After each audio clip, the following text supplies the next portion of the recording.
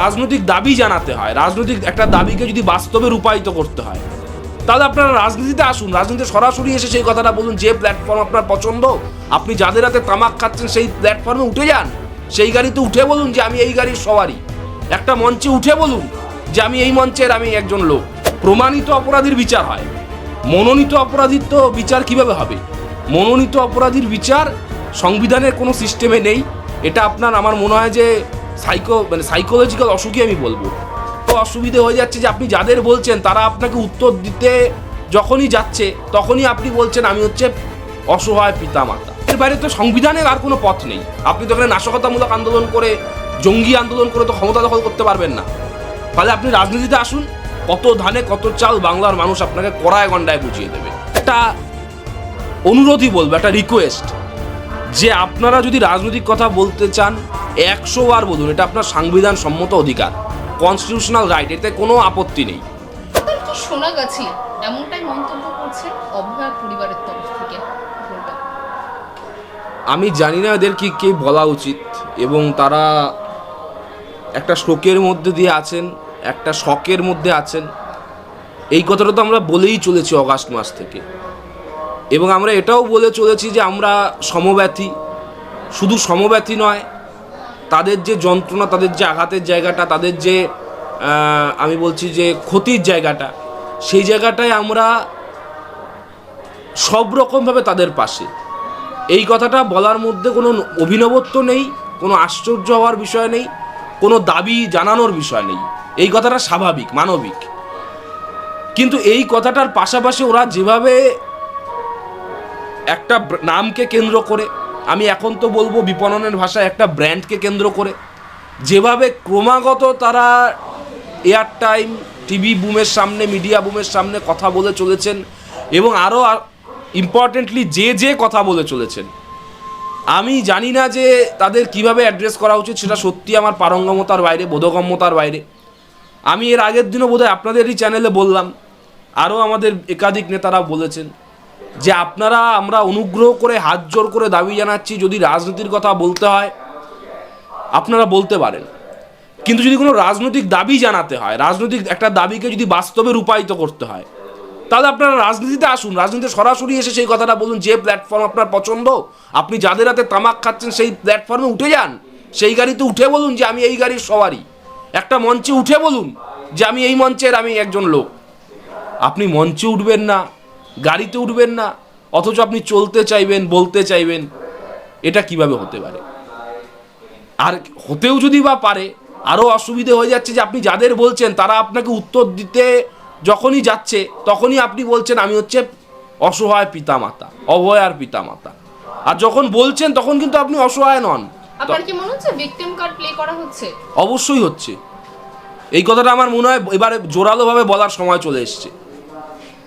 আমি যেখানে শুরু করলাম সেই জায়গা থেকে আমি এক চুলো এই ডান দিকে নেই বা দিকে সরলাম না, যে আমরা সব রকমভাবে ওদের পাশে, যে ক্ষতি হয়েছে তার জন্য আমরা সব রকমভাবে সমবেত। কিন্তু তার মানেই না যে শুধুমাত্র সেটাকে কেন্দ্র করে আমার নেত্রীকে একজন সারাদিন গালাগাল করে যাবে, আমাদের দলকে একজন সারাদিন কুৎসা করে যাবে, আর আমরা তার যুক্তিনিষ্ঠভাবে, তথ্যনিষ্ঠভাবে তার পাল্টা কিছু প্রশ্ন করলে তখন বলবে যে আমরা অসহায় পিতামাতা, আমাদেরকে আক্রমণ করা হচ্ছে। তা আপনি কি করছেন?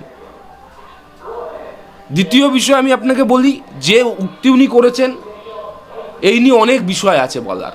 প্রথম কথা হচ্ছে যে তাহলে কি উনি মনে করেন যে অঞ্চলের নাম উনি বলছেন সেখানে এরকমটাই ঘটাটা স্বাভাবিক, এরকমই ঘটে?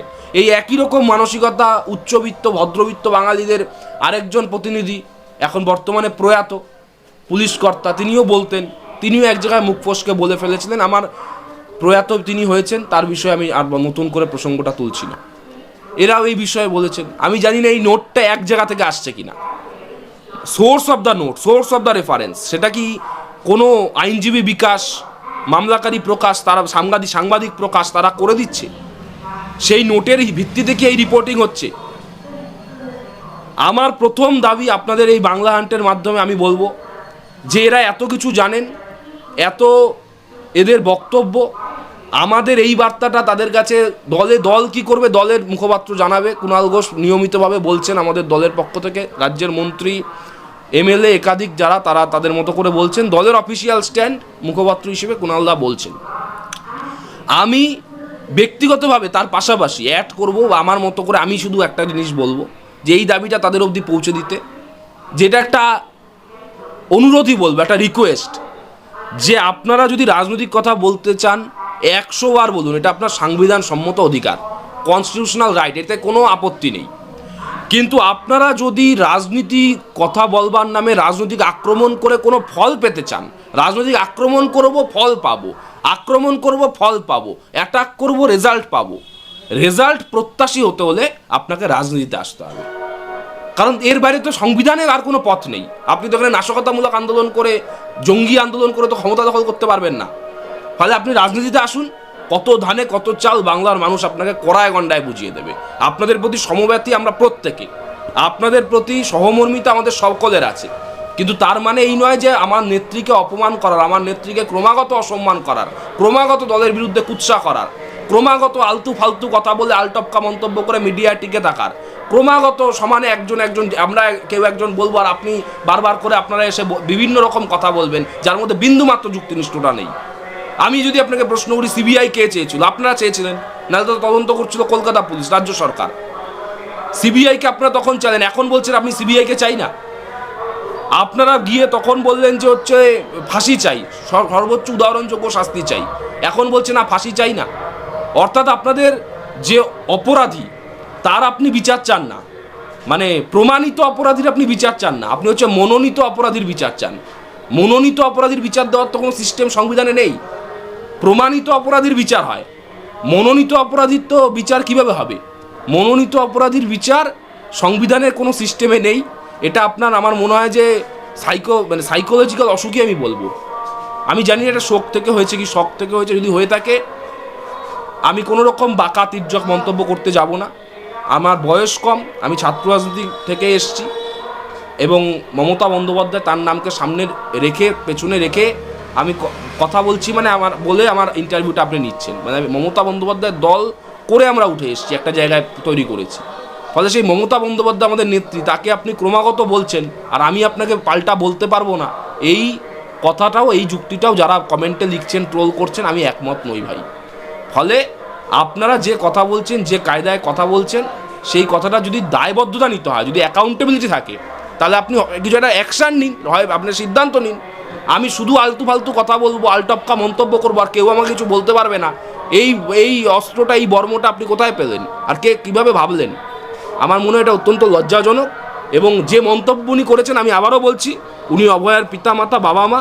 তারপর আমি বলছি, যে মন্তব্য উনি করেছেন আমি ওনাকে একরাশ ধিক্কার জানাই। এবং এই মন্তব্য লিঙ্গ রাজনীতির প্রেক্ষিতে, আমি নিজে একজন জেন্ডার হিস্ট্রির গবেষক, ছাত্র, ইতিহাসের ছাত্র, সমাজবিজ্ঞানের ছাত্র, আমি আপনাকে বলছি যে লিঙ্গ রাজনীতির প্রেক্ষিতে, সামাজিক সাংস্কৃতিক বিন্যাসের প্রেক্ষিতে, বাংলার ঐতিহ্য, কালচার, পলিটিক্যাল ডায়ালগ, সেই প্রেক্ষিতে এই মন্তব্য সব রকমভাবে অত্যন্ত লজ্জাজনক, অত্যন্ত ধিক্কারজনক। এবং এই মানসিকতা যদি কারোর মধ্যে থাকে, সেটা তার পরিচয় যাই হোক না কেন, তার ব্র্যান্ডিং, ট্রেন্ডিং যাই হোক না কেন, সেটা সব রকমভাবে ধিক্কার জানানোর মতো। আমরা ধিক্কারই জানাবো এই মন্তব্যকে। বাংলা হান্টের আরো খবর দেখতে নজর রাখুন। বাংলা খবর মানেই বাংলা হান্ট।